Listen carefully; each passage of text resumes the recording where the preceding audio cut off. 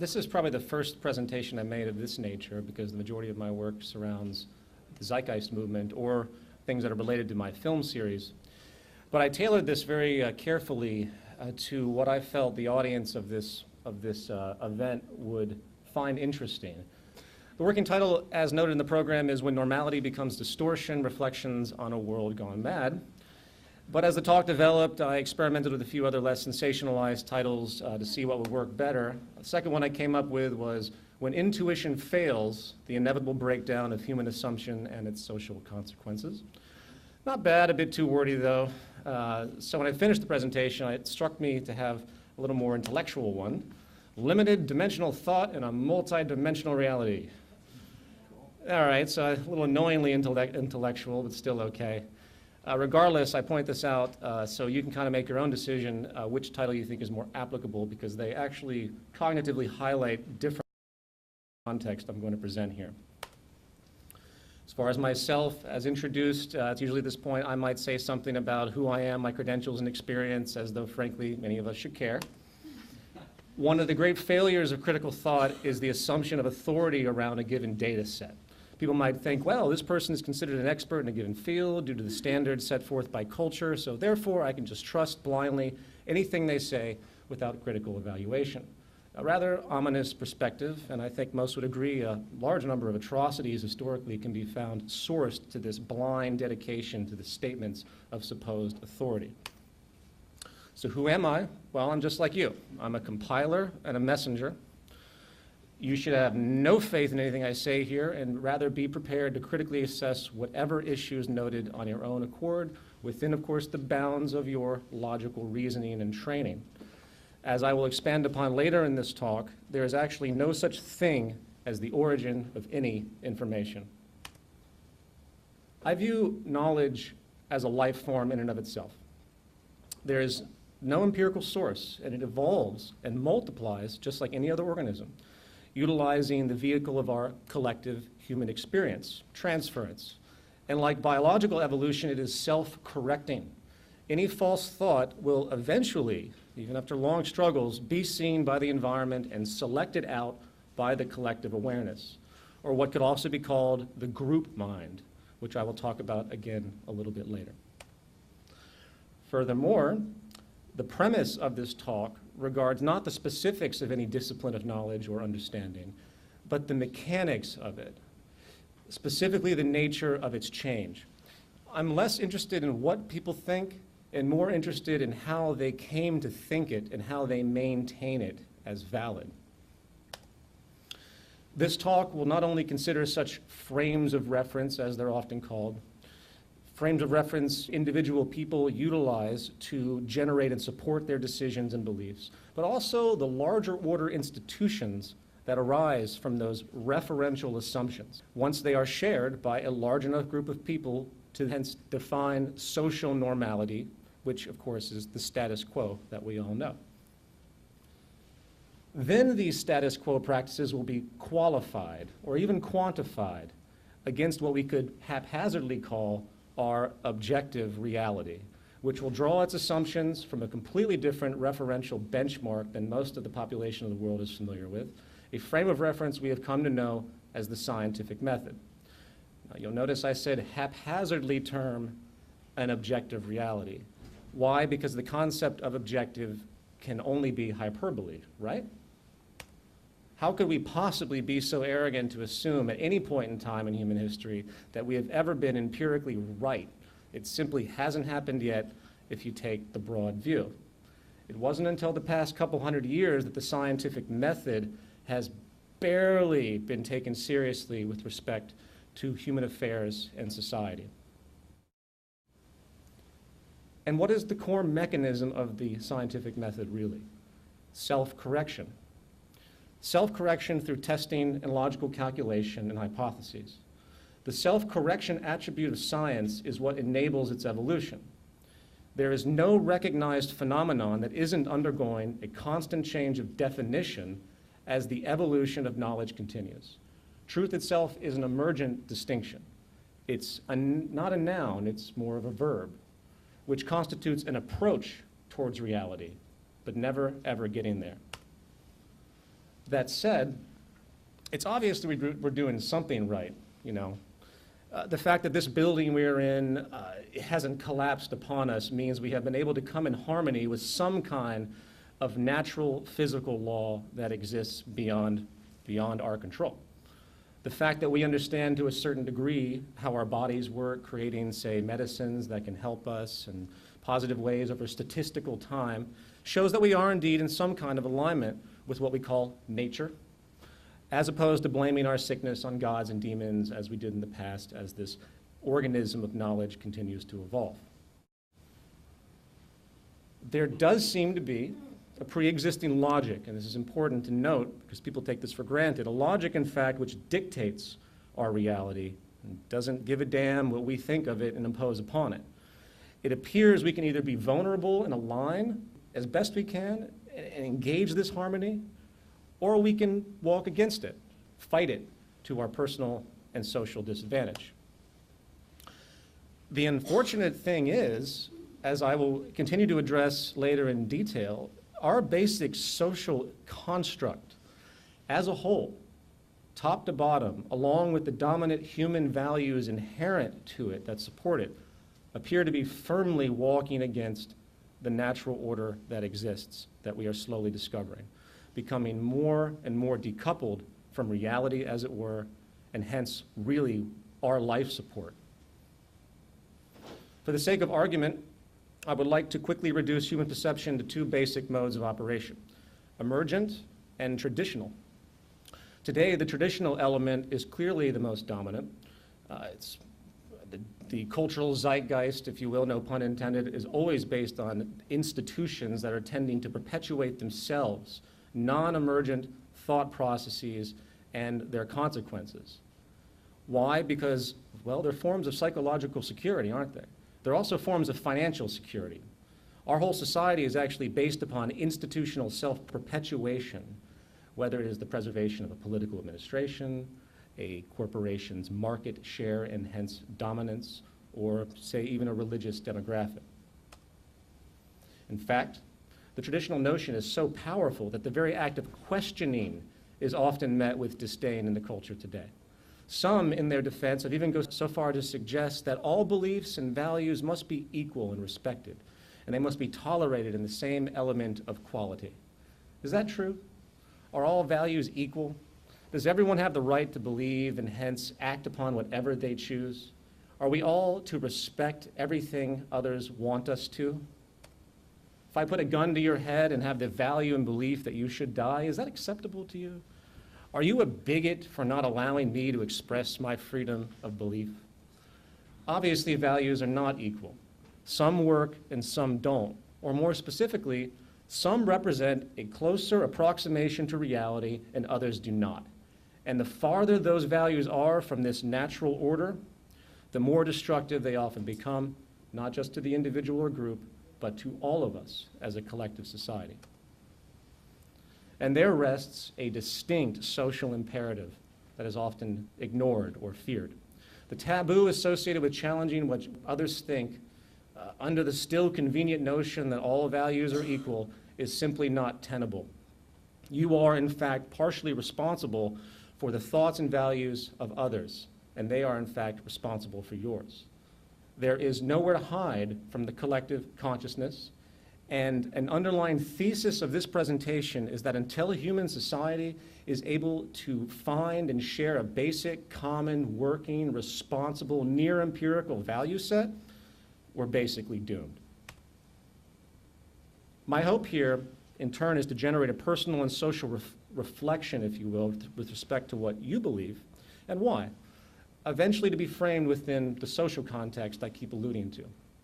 It will be argued that the failure of emergent perception to be open and listen to the world we live in rather than impose upon it, with these traditional assumptions we blindly hold as empirical, is the psychological root of the problems we see in the world today, environmental, social. It is a value system disorder that is continually created and reinforced by the social system we inhabit and share ideologically. And if uncorrected, it could lead to the collapse of human society as we know it today.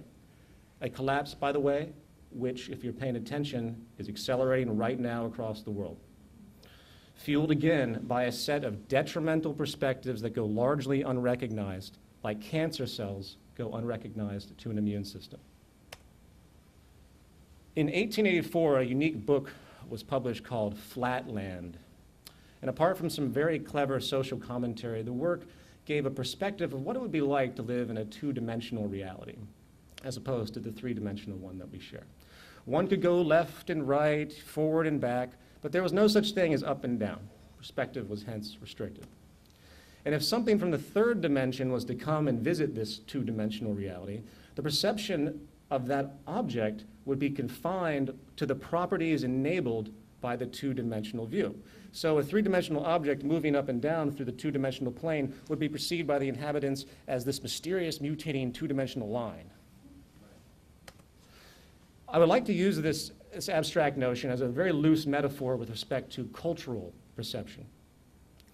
What if those in the two-dimensional flatland had actually always been in the three-dimensional space, but their frame of reference was so limited by the tools of measurement they had, their experience so consistent with the two-dimensional world, their associated values so ingrained and stubborn as generations passed, that they were simply unable to reconcile its presence, even though it was obviously there. They might have even established whole philosophies and institutions based on the appearance of their world, perhaps the Church of Squares, or linear economics, or the party line of politics. But as time went on and their tools and education grew, the consequences of their perceptual folly started to manifest, and the beliefs and institutions they had created started to draw confusion and disorder as a natural evolution. And they might have thought, how could the very fabric of our assumptions that we all share of this reality that seem correct and almost provable over long periods of time, how could they actually be wrong? Around 200 BC, a Greek mathematician named Eratosthenes estimated the circumference of the planet Earth, likely the first mathematically to solidify that it was truly round and not flat. A rather dramatic finding since, well, it certainly looks flat, doesn't it? In Psalm 93 of the Bible, it states that the world is firmly established, it cannot be moved. And in another passage, it states the sun rises and the sun sets and then hurries to rise again. Well, that would make sense too, wouldn't it? After all, when you look at the sky, it appears to be moving around us. In fact, we still use that premise of thought in our language. We still say up and down when it's really out and in. We even still say sunrise and sunset, interestingly enough. It wasn't until Galileo really introduced our now obvious heliocentric universe, solar system, and it was confirmed, obviously amongst much traditional controversy, I might add. And since we're on the subject of the stars, to continue this type of example as I inch into value systems that perhaps might be shared in the common community, one of the most persistent pastimes of human indulgence since the beginning of recorded history, a practice that has generated a flourishing economic industry to this day, spreading across virtually all cultures, is the practice of astrology. In Western astrology, the signs of the zodiac, depending on their positions in certain time, at a certain time, are thought to have predictive power in some interpretive form, horoscopes, etc. In fact, astrology is so popular today across the world that you can't really read a newspaper without finding a column on it. I even tend myself to be asked what my sign is a few times a month when I engage different conferences. It's very, very common. But what is the basic perceptual source of this belief, especially in Western tradition? Well, it might as well be straight out of the book Flatland. First of all, the view of all constellations are seen as two-dimensional, yet the luminance of those celestial bodies that make up those forms are actually distributed across vast distances in three-dimensional space. Constellations, as we know them, simply do not exist outside of the prima facie pictures we see in the night sky. Second, stars are not fixed, as we came to understand. They are born and they die like us.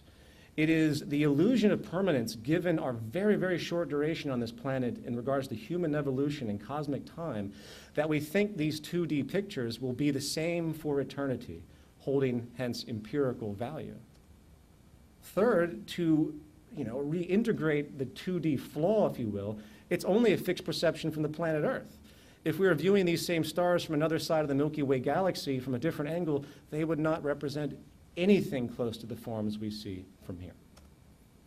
So despite the popular culture's interest, which is actually quite romantic, I have to admit, given the deep yearning to understand our place in relationship to the universe, relationship, by the way, which is the most common definition of spirituality, we are only left, however, to realize that in what I will call the expanded dimensional reality, debunking the limited dimensional perception, no different than the surface thinking the world was flat or the sun moved around the earth, but yet most today won't argue those facts as adamantly as they will argue their belief in astrology. Another example of this limited dimensional perception comes from the cultural characteristics of the period of origin of certain ideas. Just as the constellations still today are recognized for their names after spoons and ox carts and scales and common animals, as opposed to space shuttles and TVs and laptops and smartphones, the projections of thought of any point in time can only reflect the state of knowledge at that point in time. It's a dead giveaway. The traditional religious systems of belief, for example, contain the rhetoric not of an advanced technological society or a society of advancements in, say, civil rights or advanced medical treatments. No, it contains the period-based cultural values that occurred thousands of years in the past. Did God invent man or did man invent God? Do the depictions of monotheistic gods appear like us? Why do they? Why do they appear like us? Why do they have tempers like man? Why are they emotional and judgmental and volatile and retributive? Why is it that monotheism is common to desolate desert cultures, while polytheism is common to lush, diverse rainforest cultures? Is it random chance that nearly all the early gods of Greece and Egypt actually related to natural phenomenon? The sun, the moon, the stars, the ocean, water. It's almost as though the minds of those who created these stories and ideas were trying to figure out what the natural world was and what it was doing, and they could only impose their culturally specific ideas upon them as the organism of knowledge continued its evolution. Why are the gods in traditional African religions black and the gods of the West white? Why are the gods of patriarchal societies always male? And why is it that people born into cultures that support these beliefs tend to perpetuate them? How often do you hear of an Arab person born in a Muslim culture magically becoming Jewish as a child?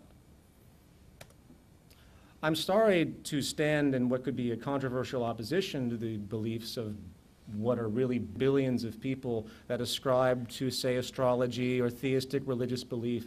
But when the perceptual context of origin of these belief systems are taken into account, we find a clear, limited dimensional perception, cloaked as relevant through traditional perpetuation, denying the emergent nature of our reality. And this leads me to the true focus of this talk, believe it or not. For the limited dimensional perception, I apologize for the kind of annoying techno jargon, but it's the best I can come up with. This limited dimensional perception I speak of is not limited to these obvious examples.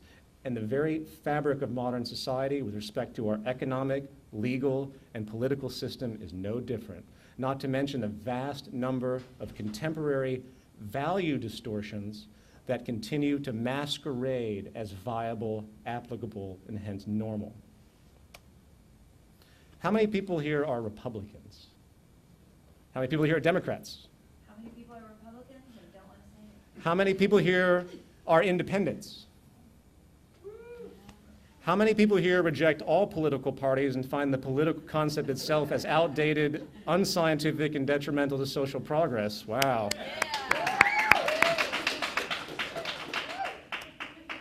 All right, let's try another one. How many people here are capitalists? How many people here are socialists? How many people here find such notions to be equally as outdated, arbitrary, and useless with respect to truly efficient economic management? Thank you.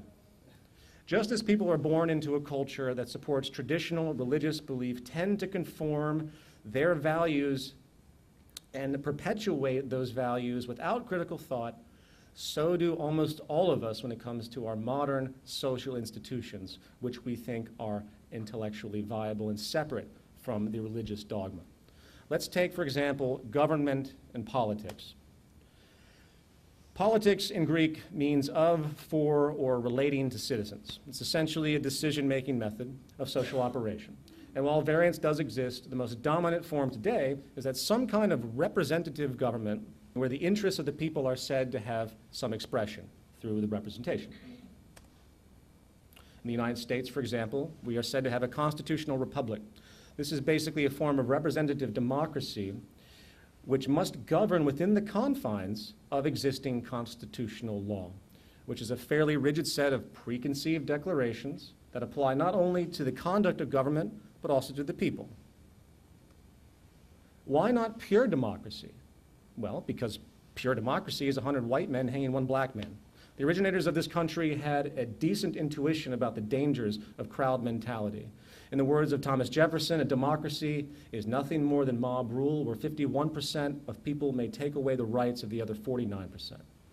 So democracy, for it to be applicable, is really contingent upon the masses being educated about their environment so their votes have quality.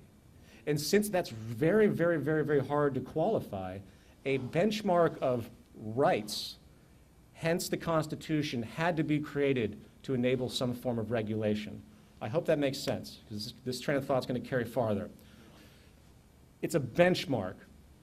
The issue of a benchmark, if you will, as I like to present in this exercise, doesn't just occur with democracy. It's also applicable to the monetary system, or the market system of monetary economics, to be specific. Today we have what you call a free market. It has a nice ring to it, doesn't it? It seems to feed the same value association we have regarding democracy, you know, so-called freedom of choice. The free market means that through the movement of money, power and property can be bought and sold, the only limitation being the state of your wealth, hence your purchasing power, the actions of your competitors, and the laws, of course, created to maintain order within the system. And it's the law attribute that I find the most interesting. This is the benchmark, the legislation, or the regulatory game rules, if you will, because it's just a game.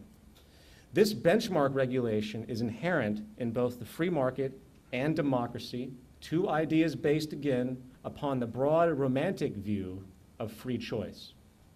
This, to me, is really interesting. For these benchmarks basically imply some type of third-party, external, empirical reality, don't they?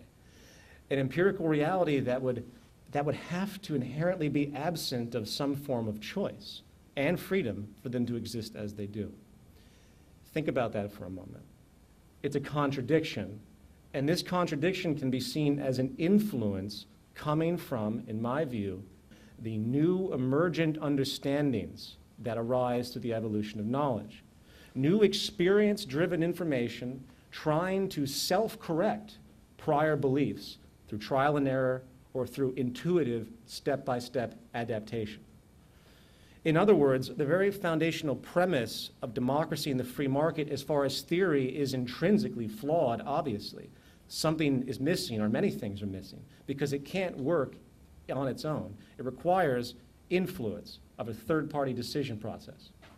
Democracy is contingent upon an informed public along with certain ever-present rights, which are essentially there because it is assumed that the public doesn't know them, but they should.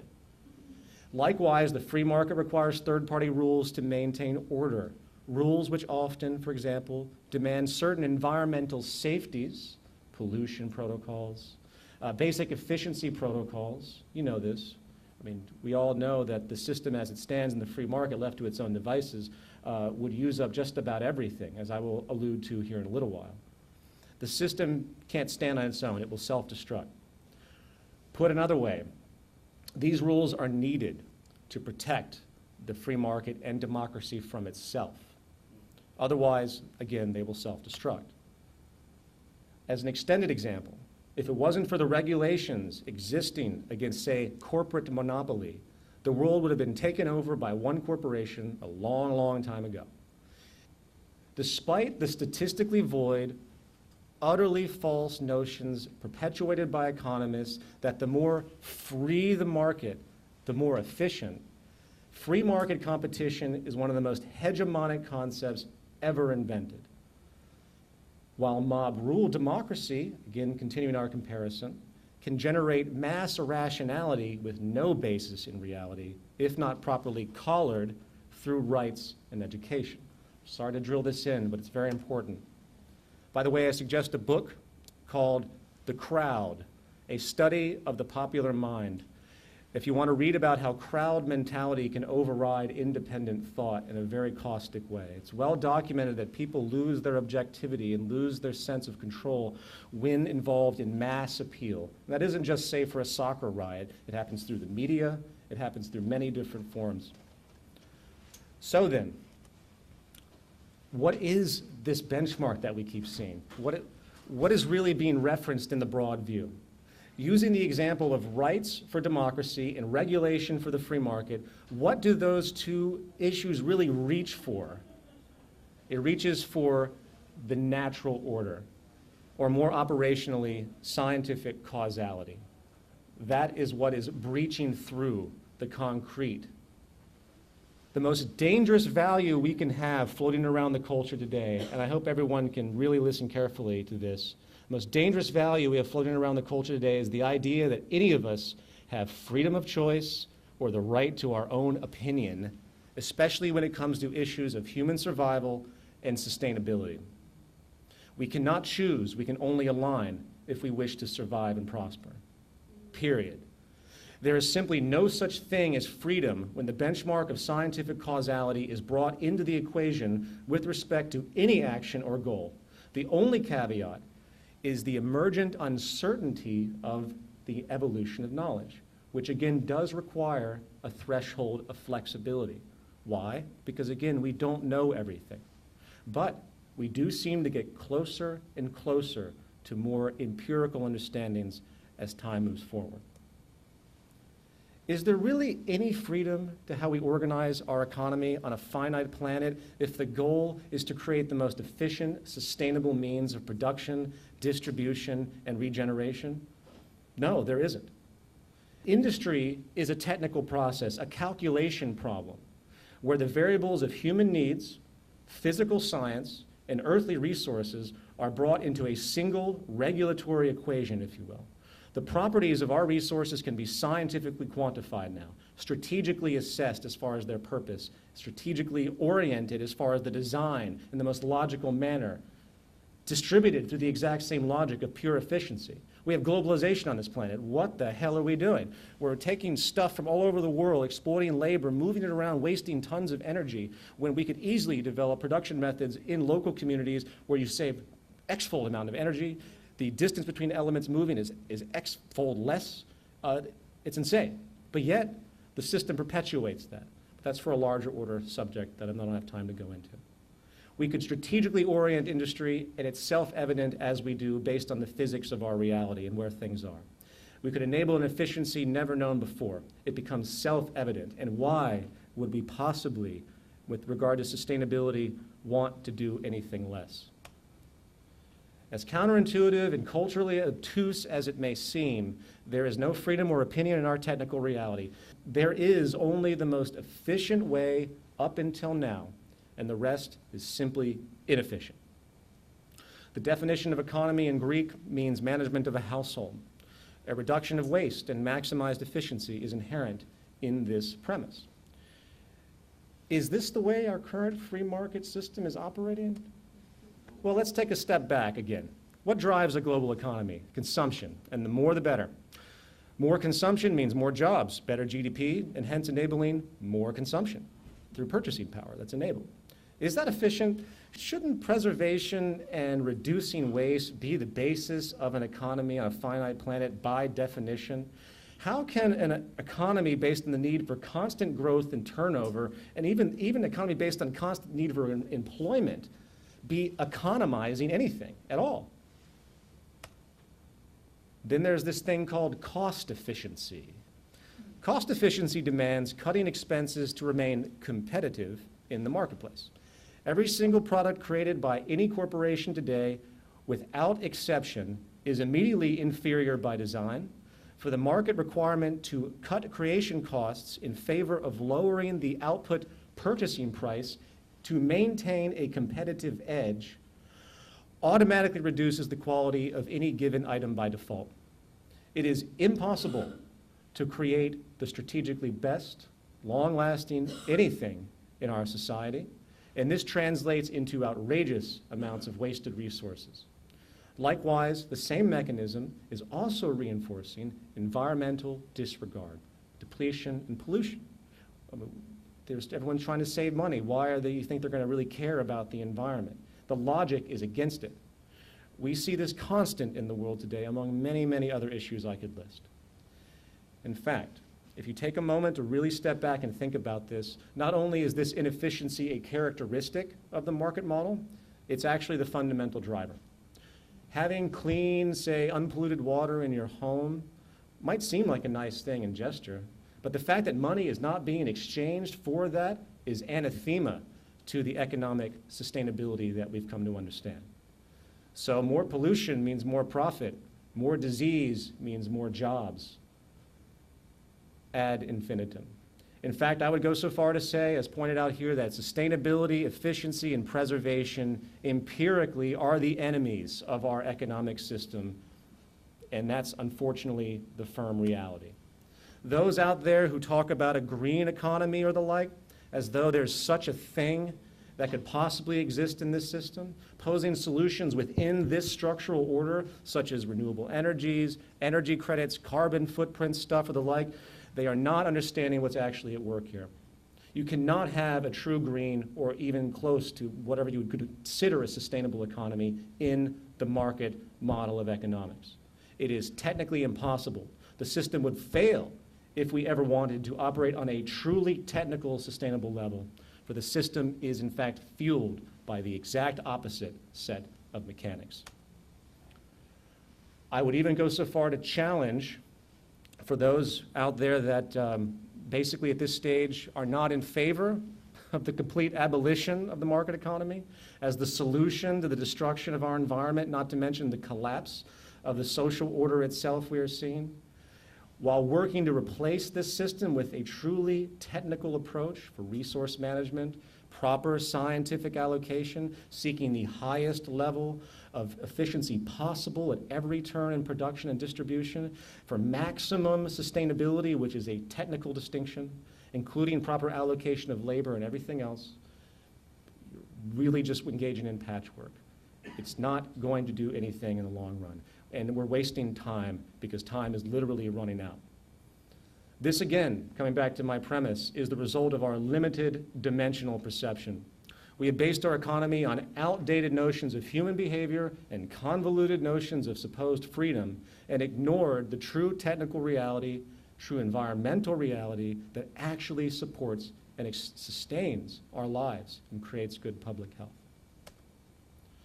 This realization that our true economic benchmark is science, and hence the self-evident calculation requirement needed to streamline our efficiency, inherently voids the entire basis, again, of free market economics itself. I can't reiterate that enough. For it simply makes zero technical sense scientifically and is, in fact, provably now working against our survival and accelerating. Coming back to politics, let's take a quantum leap outside of our traditional assumptions for a moment. What does the political institution and hence government really do? Why do we even have it? They work to compensate for the inefficiency of the economy. That's it. That's the only reason they're there. When people are not getting their needs met, they often resort to so-called crime. So government invents laws to silence those victims of the economic efficiency. Likewise, if we need resources being held in another sovereign nation, aka region of the planet, and we are not economically getting along with them, we engage in war to steal those resources, not to mention protect ourselves from others who might want to steal ours. There is no war in history that has not been based upon resource acquisition or protection. Likewise, the world's divided into gangs. You ever notice that? We still have these things called countries. We still assume a socially Darwinistic pretense with the very existence of these nation states, not to mention the divisive, patriotic value distortions that are born out of it. Here, once again, we have the limited dimensional perspective clashing with an emergent multidimensional reality. Are countries relevant in technical terms? How could we possibly define them outside of our opinions? A, all humans share the same basic needs. And B, the resources that we all need have no idea what a country is.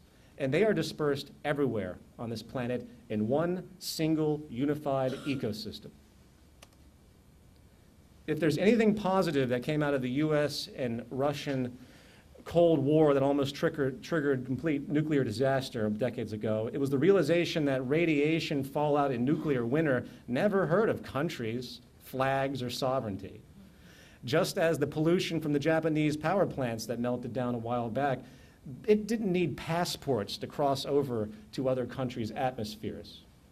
I hope my point is clear. The fact is, there is only and can only be one global economy, and hence there is only one and can only be one global society, for our economic premise is what defines us, and that's what our survival is. The socioeconomic system of our time is as archaic, dogmatically religious, and pseudoscientific as any dogmatic religious belief.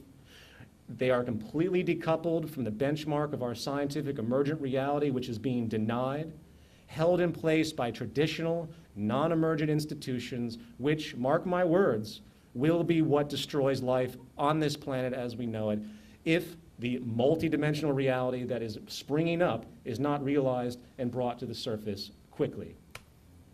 The central problem we face is that the economic system is actually still systematically reinforcing itself, continuing to hold this paradigm in place by the ongoing values and actions of the masses, who do not see the true source of the problem because they're trapped inside of it, and they are accelerating its effects. For example, if anyone out there frames their sense of leadership or success based on money or acclaim, you have a rude awakening coming to you. In fact, I couldn't help but notice reading the pamphlet of all the well-meaning presentations in this event, and they seem to frame things in a very similar way as far as the way they orient themselves in this system. And I don't blame them and don't put them down, but I hope this definition can eventually change. What is true success? Is success how well you manage your company, sell a book, gain a profit, or anything that engages the current socioeconomic paradigm? If you agree with what I have just described with respect to the economic system, those focusing on short-term material success might very well be assisting in their own long-term failure and demise, for they are only perpetuating a detrimental social system in the end that, as I said before, will get the best of all of us if it isn't stopped. Shouldn't true success be your ability to adapt to the emergence of new information? Improving your relationship with the natural order benchmark that we've spoken of? Is there really anything else that can possibly define success in the broadest possible terms? Proper alignment with whatever reality happens to be, advancing itself and you being with it? Do our relationships and marriages and bank accounts and even our children, our status, our acclaim really mean anything when it's stepped back to the larger order of what it means to relate to the world that you live in? There's a common term we frequently hear these days, corruption. It seems to be all over the news and you can't possibly escape it.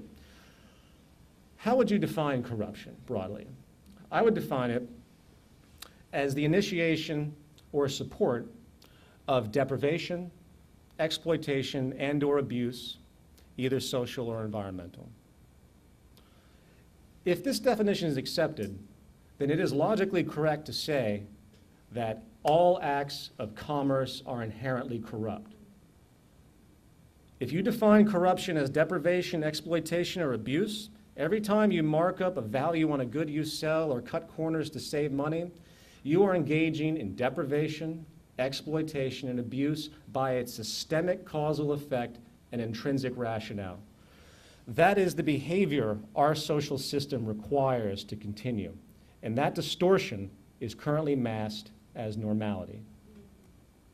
In conclusion, and as a final rogue example of this limited dimensional perspective, meeting an emergent, multi-dimensional reality that is forcing its hand, there is no you and there is no me. We live in a world which assumes division. Why? Because that is what we perceive with our five senses, limited sense organs. But molecular study has proven the opposite. It doesn't see it that way. There is a perpetual ebb and flow and exchange of molecular data constantly happening within you and outside of you, interweaving with your environment at all times and many levels. Concurrently, our life support is explicitly symbiotic as well. We need resources to live, and hence the connection to our evolutionarily adapted habitat that basically created us over generational time. There's absolutely no disconnect. In the words of Jacques Fresco, you don't see the plug up our ass, but it happens to be there. And then we have the knowledge level as well, as I alluded to before. We exist in a group mind. Newton did not invent gravity, just as Einstein did not invent relativity.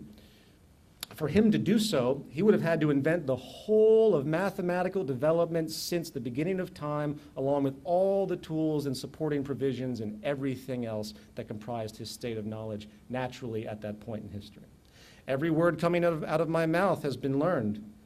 We only have the illusion of novelty because each of us appear to originate in seemingly separate pockets of experience in this connected unison that we share. And hence, our supposed creations seem unique and original and novel, but they're only extensions.